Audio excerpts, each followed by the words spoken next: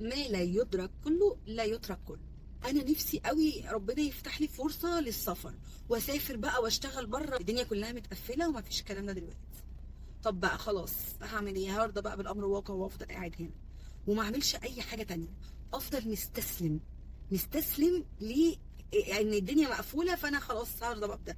لا، ارضى وانبسط بده، مفيش مشكله، بس في نفس الوقت زود من مهاراتك وزود من قدراتك وتعلم حاجات كتيره، في حين ان لما ربنا يفتح الدنيا وبقى الناس تقدر تسافر وتروح هنا وهنا وهنا، يبقى عندك الاوبورتيونيتي عاليه، يبقى المقارنه ما بينك وما بين حد غيرك انه يتاخد، انت تبقى احسن.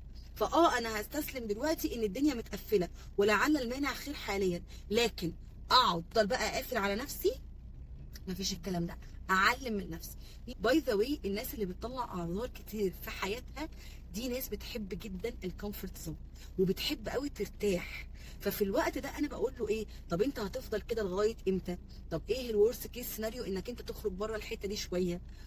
عايزه اقوله لك، حاول بالراحه تخرج من الكومفورت زون، خطوات بسيطه جدا، تعمل حاجات انت مش آلف ان انت تعملها باستمرار، بدأت تعملها وتألف انك انت تعملها، عشان في الاخر خالص توصل للي انت عايزه، بس في الوقت اللي ربنا ان شاء الله رايدك توصل له فيه.